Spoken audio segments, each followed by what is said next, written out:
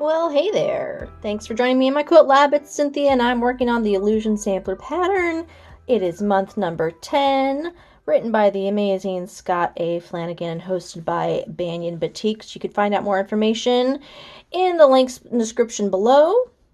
Let's get started and see what this block has in store for us.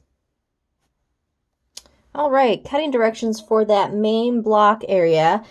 Please check out the cutting diagram for month 10, and you can find all of that under the resources page on that Banyan Batiks website. You can see I have a whole slew of squares in front of me, lots of different sizes, so please make sure you're paying attention to the cutting directions for this month because there's a lot of sizes going in here. You see I have background number 1 is in 2 sizes, 4 small and 8 bigger ones. Fabric 1 has 1 square. Fabric 7 has 2 squares, and they're going to be cut diagonally in half just once. There's more to come though. Fabric 4 is a nice big square, and it's going to be cut diagonally both ways. From fabrics 8 and 9, another square, just a itty bitty bit smaller. We're going to subcut those squares in once. And fabrics 2, 3, 5, and 6 cut a total of 8. So 4 goes into 8 2 times each, 2 of each of those. Don't be like Cynthia and misread the directions and cut 8 of each. Oh well, please don't make my mistake. Read those directions and let's get started. All right, so you can see off screen, I cut everything in the diagonals just like the instructions said. And I want to point out that now that these are on the diagonals, that diagonal line, that's the bias. So what's the bias? The bias is, okay, so the straight line and a straight line from the fabric, you know, the fabric weaves up and down and left and right. The bias is that diagonal, and you'll hear a lot about the bias because it's super stretchy. So you can see that there's actually quite a bit of movement in that piece of fabric. So I want to bring that to your attention so that you don't pull the fabric when you're sewing it. So you're being really cautious about folds and things like that. And what I like to do as a little side tip is I like to spray all my pieces that have a bias that I'm going to be sewing on with some starch or some Best Press just to help it stay nice and flat so I don't have to worry about pulling it quite as much. And that's my little tip for you. It's completely up to you whether or not you want to do that. Let's talk about this block.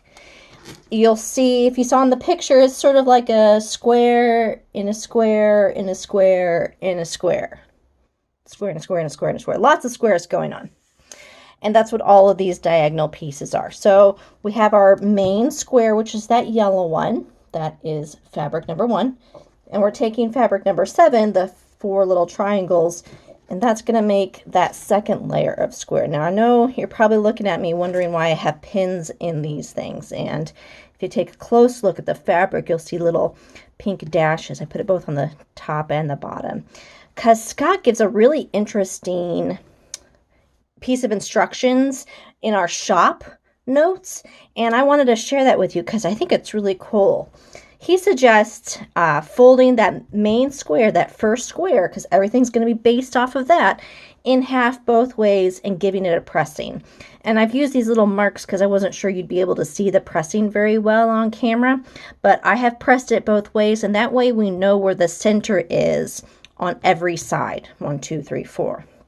Because we're going to be doing the same thing with all of these little triangles. And you can't see it here either, but I have pressed it, and that's what these pins are marking. These pins are marking that center spot.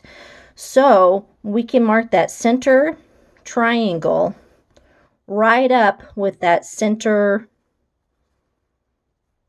line on the square. See how that pin will match up to where that little pink line is? And that way we know we have centered the triangle on top of the square just perfectly. That way we don't get any wonky squares after we add each layer of triangles. So what we're going to do is we're going to attach triangles one at a time. I usually like to do the two opposite sides first and then press them open and do the other two sides. But you can absolutely do one at a time, whatever's easiest for you and makes the most sense. When we're finished sewing them, we're going to press them open. So press the triangle out. So in this case, it is towards the dark side. And then we'll do this all over again 2 more times. So I'm going to take this first round to the sewing machine and I'll see you in just a second. All right, so there's that first round of triangles. You can see I just chopped off the little dog ears on this one side because that's going to make it a little easier to pin. So now we're doing the same thing that we did the last time, only because we had that really cool way of attaching the centers. These are now the perfect centers where the two triangles meet. And remember, that's 1/4 of an inch. If I bring out my little ruler, you can see that's 1/4 of an inch. So that's a good spot for us to aim when we're sewing on top. We're going to sew it this way, and you can line things up. So I'm going to put the square on top. I'm going to turn it over, and I'm going to line my pin, because that's where I've marked the center on the triangle, up with where the thread crosses, because that's the center of this square now. Leave that right there. I'm going to grab a couple more pins just to hold everything down while I take it to the sewing machine. And I have starched these other triangles as well, just to be sure that I don't stretch because of that bias. And when I take it to the sewing machine, I'm going to stitch along, and I'm going to stitch it with this side up so that I can hit that spot right there and make sure it's a nice crisp little corner for the next set of triangles. All right, so we do that with all the 4 sides, and then we'll do that one more time with the purples. And you'll see there's 2 sets of violets and 2 sets of purples, the 8s and the 9s, and they're going to be opposite of each other. So let me do the greens, and we'll be back in just a second. All right, there we go, our second square. I forgot to point out after the blue square that the directions will say how big the squares are after each set of triangles, and please make sure that it does match that size, because if it doesn't, then it's not going to fit with the other pieces that we're going to be adding here in a second. So just, don't be like Cynthia, always read the directions, read them fully so you don't make any mistakes. And here we go again with our final round. You can see I just chopped off that one side because these are going to be placed opposite. You'll notice that the purples will be opposite of the violets there. So it'll look like that. And just like before, let me turn this over. That's the 1/8, that's the 1/4 of an inch where those lines meet. And that's the center, so that's where I'm aiming with my pin. And I'll grab a couple other ones so that I can take it to the machine and it doesn't fall apart. And I have used some best press on these triangles just to make sure that that bias doesn't give me any trouble. And there we go. And I'm going to sew it this way so that I can make sure that I hit where the thread crosses from that previous square. All right, we're almost done. Do this 4 more times and I'll meet you back with a square and a square and a square and a square. See you in a bit. All right, and there's the final square. I did have a little bit of squaring up to do. Not too bad though. Pretty happy with that. So before we can continue finishing up the main block, we have to grab some other squares. So these are the pieces that are left. Grab the big ones of the background so you can put the small ones aside. And the 8 of the assorted 4 colors because we're going to make some half square triangles. That's right again, friends. Half square triangle fun. All right, so the instructions will tell you to draw a diagonal line down the center, and then you'll pair it up with each one of these squares and stitch on either side of that center line. Now, I like to use a different tool. I have this handy dandy little 1/4 inch seam guy, and let me just line them up on the diagonal here. There we go. So as you can see, this slotted center, that'll be my diagonal. And if I just draw that on the fabric, I can also draw the 2 other lines, one on each side. That way, I'll have my stitch lines and that diagonal line already there. Feel free to use something like this. There's several on the market. I'll put a link to the one that I'm using in the description below. Or, just grab your regular ruler and just draw that diagonal line just like the directions say. Whatever works for you. No quilt police here. So do that on the back of all of these. Pair them up with those 8 squares, and then we're going to stitch on either side. And then we'll come back, break them apart, fold them out, and put them all together to the sewing machine.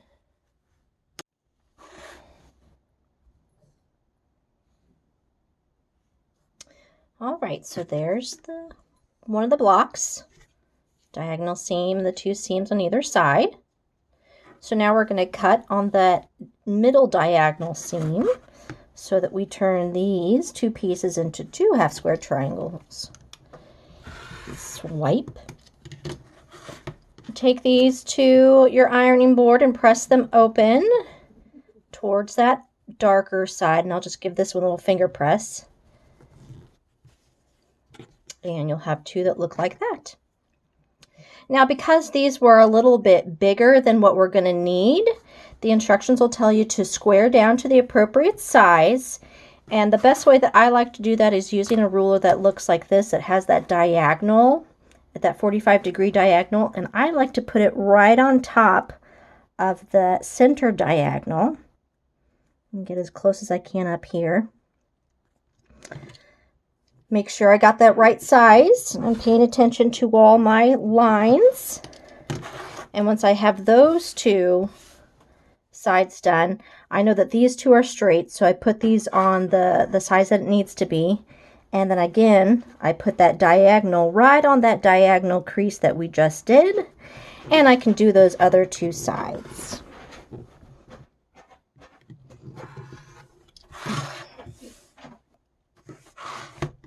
And there we go. So you're going to do that with all of the squares.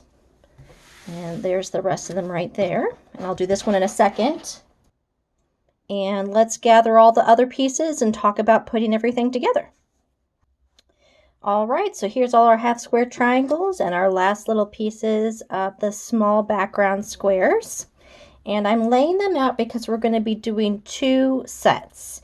And they'll look just like this. When you look in the instructions, you'll see this dark turquoise, orange, light turquoise, red. And please notice that they're pointing in different directions. We're going to make 2 of these in this stripe, and then we're going to make 2 more, only we're going to add little background pieces on either side. So there's actually 2 blocks in every pile that you see.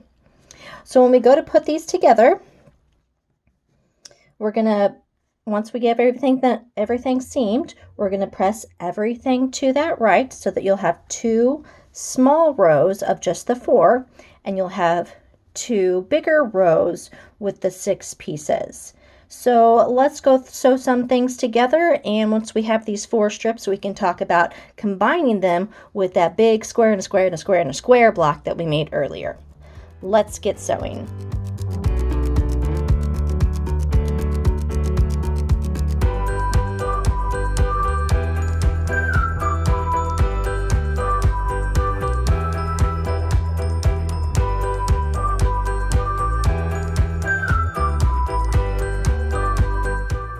right, so we got our strips all done, and there's our main block. I want to point out that, let me flip these over.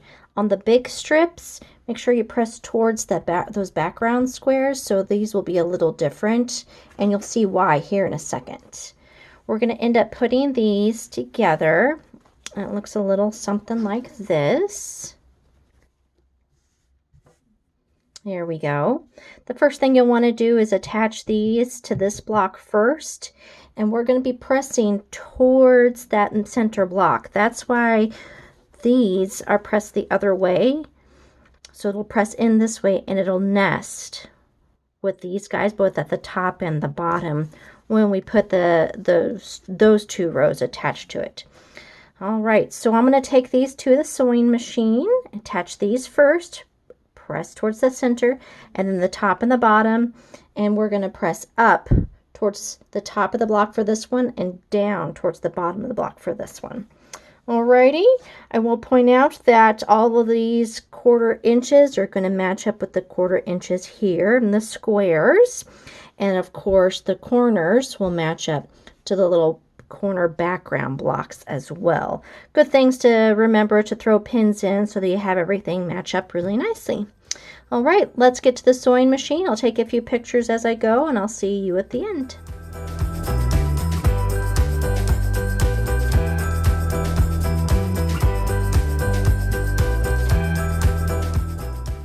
All right, there's the finished block. These are really bulky corners, guys. I'm not incredibly pleased with some of my corners because of all that bulk. I think if I were to do that pattern again, I might open up some of these seams, like these, and maybe even the ones before it. So do your best, and if you open them up, let me know, because I would love to know if you had a better chance. And I realize I am using some cheaper fabric, so it moves around a little bit, but you know what? Better done than perfect. So I'm going to call this beautimous thing finished and ready to go. And we are going to move on to those accent strips. So gather your pieces for the accent strips, and let's get going to the accent strips. Okay, welcome back. Here's all my fabric all nice and laid out. You'll see that we have that background one in a couple of different squares and a rectangle. I have some squares and rectangles too of the other stuff as well. Let's see, from 3, 7, and 9 is a big square. From 2 and 4 is a small square, and 1, 6, and 8 are a couple of rectangles. And look over here. That's right, you're going to need some fusible web.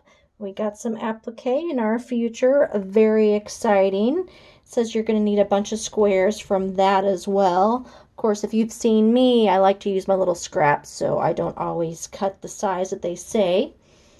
But feel free to do that, especially if you have a bunch. I only keep a little bit on hand. And I'm using Easy Steam Seam 2, the light version, because it's machine safe.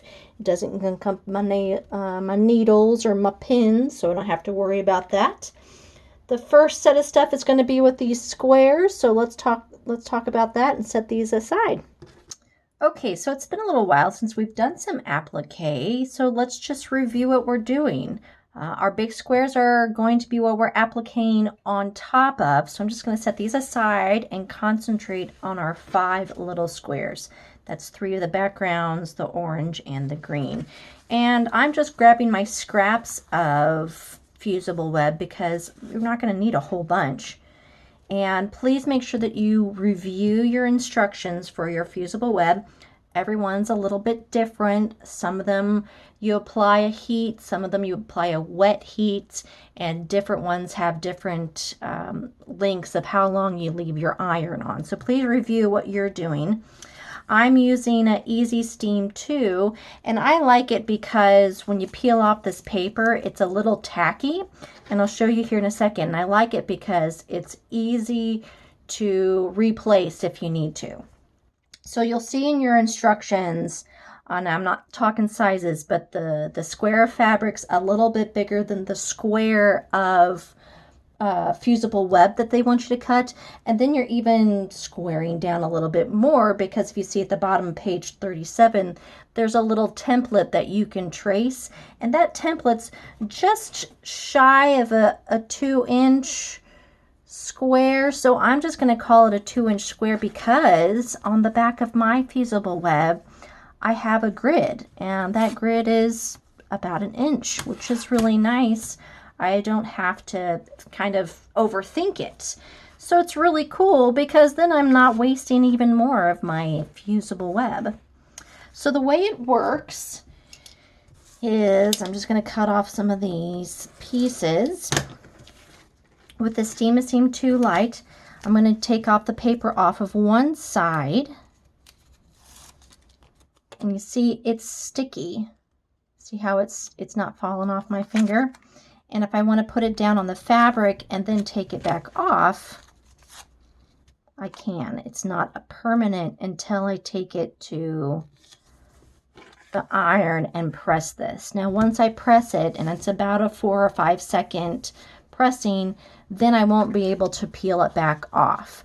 But I will be able to peel off the other side of the paper so that I can put it on the background square when I go and do that. So this is what I want you to do. Cut your squares of fusible web, it's about 2 inches or so. Put it on the back side, heat it up, make sure it's permanently adhered, and then we're going to attach them to the other square, okay? So let me take this one to the iron real quick, and I'll show you what I'm going to do next. Okay, so I just got back from the iron. It's still a little warm. You can see I can't completely peel it off, but I can peel that paper off. And it's sticky again, but it is permanently adhered. So what I'm going to do now is I'm going to grab my ruler, and I'm just going to do that 2-inch square.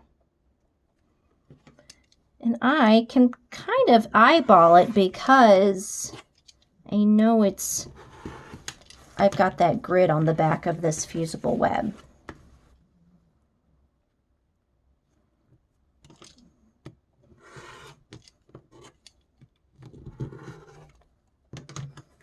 So there we go.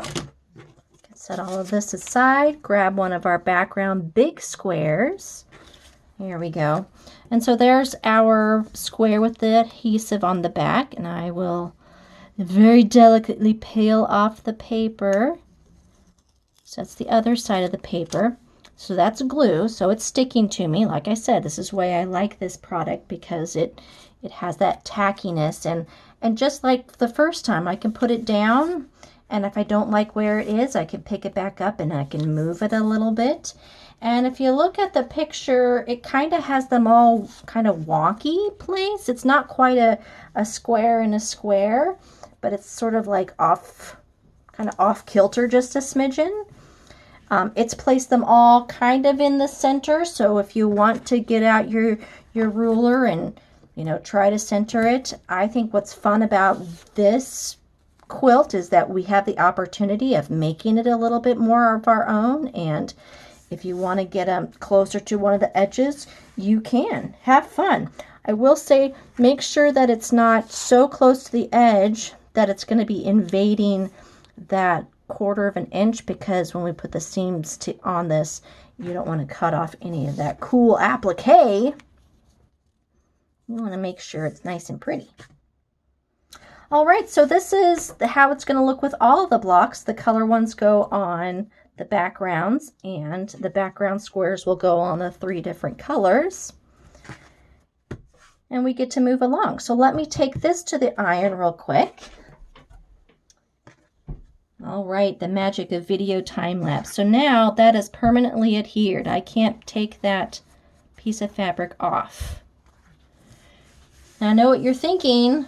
We have one more step, don't we? If you've seen any of the other videos, you always know there's one more step we do with Scott's appliques. That's right. We're going to take each square on a square to the sewing machine, and we're going to do some type of applique stitch around that raw edge of that applique. and he uses a blanket stitch at a width 2.0 and length 3.0. I like to do a 3.0. I like mine blanket stitches a little bit bigger.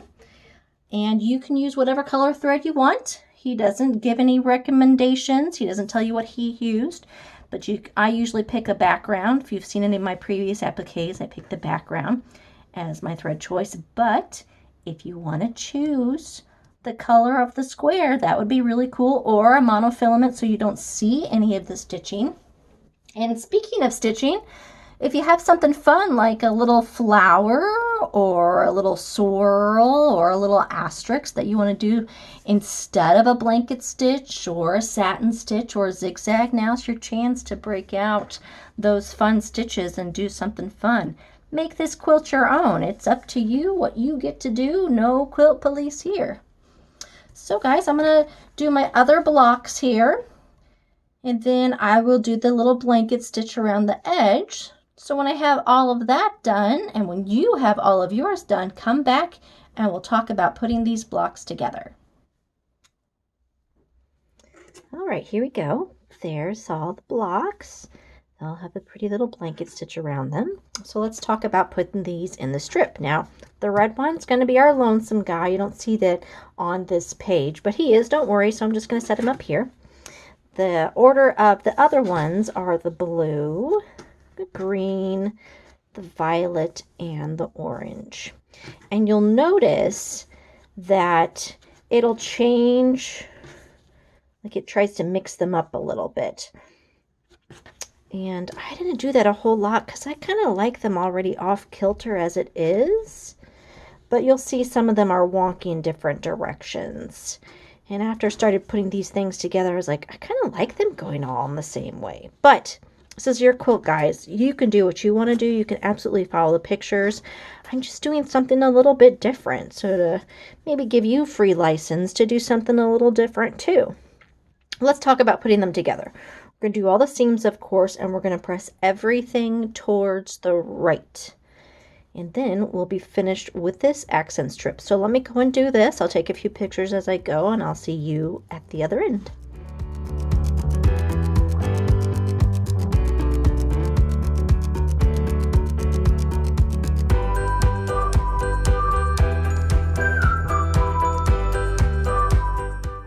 And there she is. Pretty little accent strip, all pressed in that direction. So give this guy a little press, set it aside with that main block, and let's talk about the second accent strip. All right, it's time to talk about that second accent strip. And I'm excited, guys, because I thought this was just going to be a piecing block, but it's more than just a piecing block. It's a paper piecing block. That's right. If you've watched any of my videos before, you know how much I love paper piecing. And even though it's only 2 pieces, my little heart goes all aflutter because I love paper piecing. So let's gather all the stuff and talk this through. Okay. So you'll see the last page of this month is a sheet of 2 of these on a page. Looks something like that. And you want to print out 3 of them because you're going to be making 6 blocks. You can print it out on just regular office paper. That's what I've done here. If you have some of the foundation paper, there's a great brand by Doak. I'll put a link in the description below. It's kind of a newspaper print, so it's a little thinner, it's a little easier to tear. And you can purchase that either online or through your local shops. And that's a great product. You could absolutely use that. If you don't have that, office paper works just as well. So I've printed it out, and I've already creased down the one line. I like to pre-crease all of my folds before I get going because it's just easier to fold stuff as I go. And you'll notice that one half of this block is the background. There's our background pieces. And the other side, the piece 2, is the 3 different colors. The, what is it? The 1, 6, and 8, I believe. I'm looking at the instructions. I'm just so excited because I love paper piecing. All right, so let's get going. I'm going to grab one of the background pieces, and I'll grab this purple one for right now. We'll set the rest aside. So just as to review, everything's going to look the opposite because the top of the block will be the back side of it, but it's not a big deal because you can see they're sort of mirror images of each other, so it's not going to be a big deal. I like to use a little dab of glue when I put my first piece of fabric down. Just helps hold it in place before I get going to the other side. And I have a pin here too, just to pin everything through. And because it's just 2 pieces, I'm not going to need my ruler to straighten up or anything, because I'm going to show you a different way to do this. So I folded it open, and on this flip side, this is the background. I'm going to want that background piece to go 1/4 of an inch beyond. So I'll show this side so you can see how much I'm doing that, okay? That's what I'm going to want to do. So there's my line, and my fabric's going just 1/4 inch over. This is where I'm going to get out my glue stick, and I'm just going to do a little dab, just a little dab, just enough to kind of hold everything down and keep it from moving when I move to the sewing machine. Now when I place this down, I'm making sure that I'm going across all of the edges. Now you ought to be able to see through your pages, but just for today, let me just draw a couple lines so you can see it on camera a little bit. There's the edge of the block. That's the 1/4 of an inch seam allowance right there. I want to make sure that the fabric goes all the way over that, because if it doesn't, if for instance it's only that far, then part of my block isn't going to be covered with fabric, and that's going to be a real issue when you go to square things down. So just make sure it goes all the way across over there, and there's the outside over there. And the nice thing about these pieces that he's told us to cut, they're super big, which I really appreciate. I have a lot of people that say make sure it's 1/4 inch over, and I say, gosh, make sure it's 3/8 of an inch or a 1/2 inch over, because there's nothing sadder than doing some paper piecing and realizing your fabric isn't big enough after you've sewn it down. So we got this one in place. We're going to put the other one right on top of it,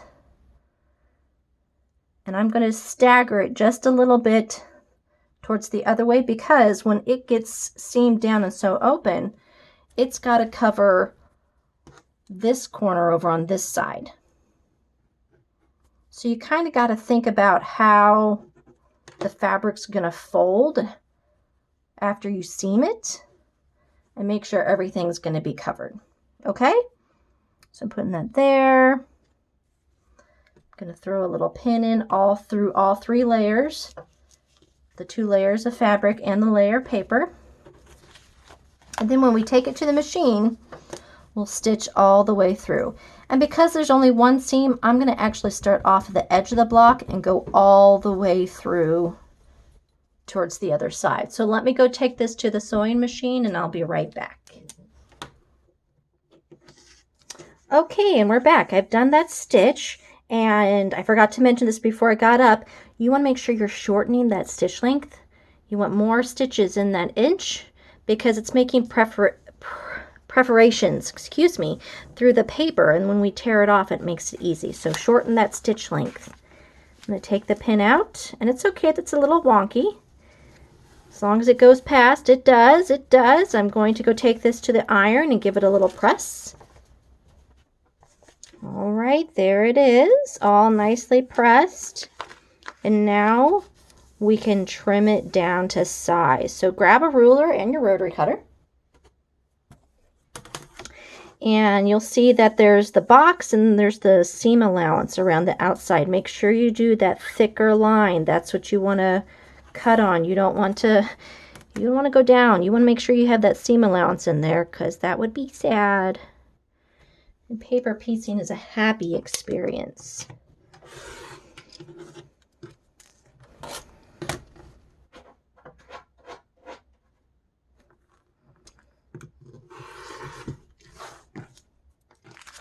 And the other 2 sides.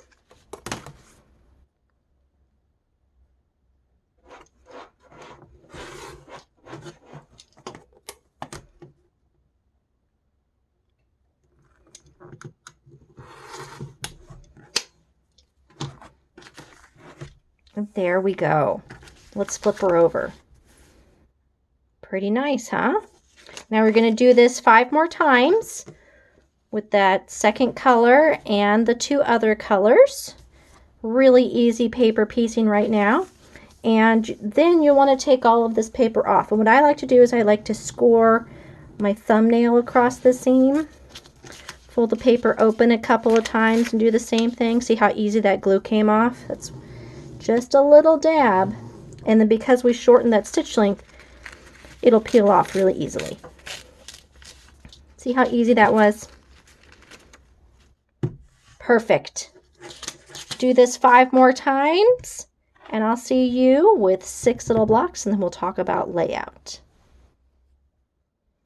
All right, so there's our 6 blocks, the 2 pairs. They're going to be in the order of the turquoise, the yellow, and the purple. And they're laid out a little something like this. It's a really cool pattern because it gives you the impression that the blocks are actually sideways. I really think this is a very fun, modernish look to it. And I like it even more because I'm using all solids here, which I hadn't planned, but I think it's a fun coincidence. So this is the order we're going to put everything in. We're going to stitch everything together. Everything's going to get pressed towards the right, except for that last one. Do I sound like a broken record? This one's getting pressed towards the left because that's going to be nested when we put everything together at the end. So, how cute is that? Let's get to going, do some stitching, and I'll see you in just a few.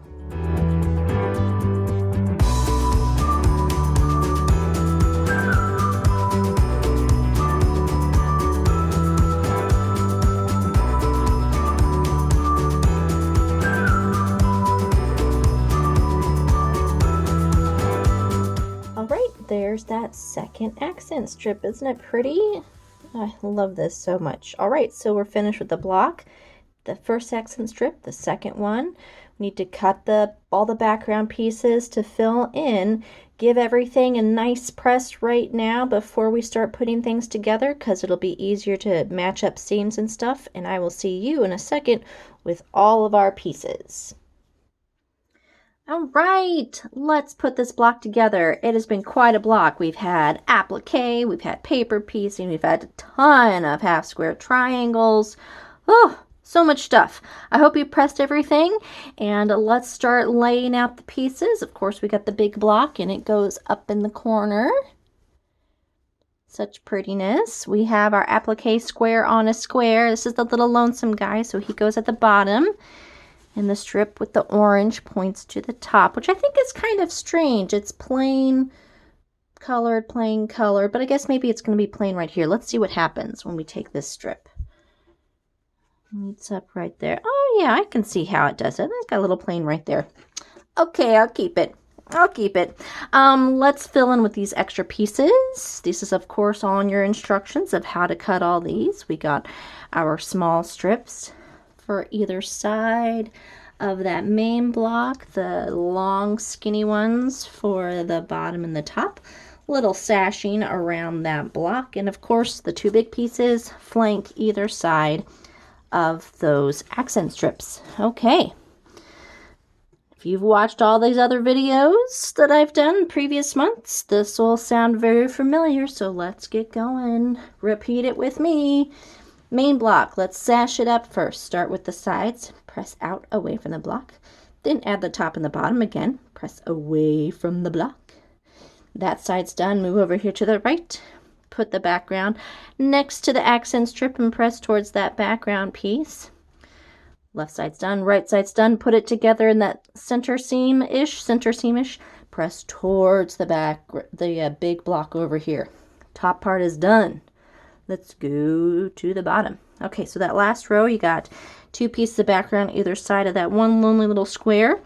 Do those seams, press towards the background. Add the last row to the accent strip. Press down towards the bottom of the block. Top part's done.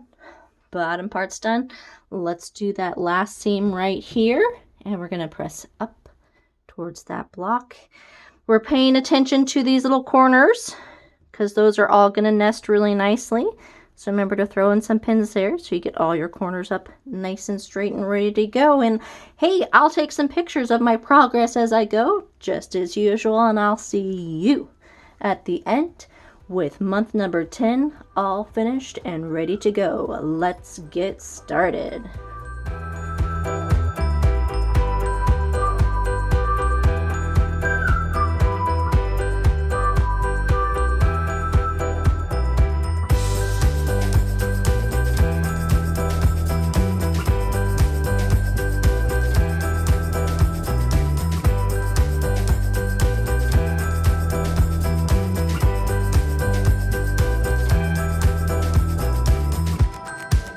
All right, so here we go. There it is, month number 10. I gave it a nice little breast press. Look how crisp it looks. That's so pretty. I love this modernish stripe here at the bottom. It's really cute. Guys, this is month 10. That means we're only month 11 and 12. That's 2 more months left, and we are finished with this block of the month. Well, a couple of borders at the end, you know. There's the finishing stuff, you know, and the quilting part. I guess we're not quite there, but we are really close. I can't wait to see what month 11 has in store for us. I hope you come back and take a look. Please give me a thumbs up if you enjoyed this. I love answering questions down the bottom if you have any. And hey, thanks for joining me in my quilt lab. This is Cynthia signing out. Bye-bye.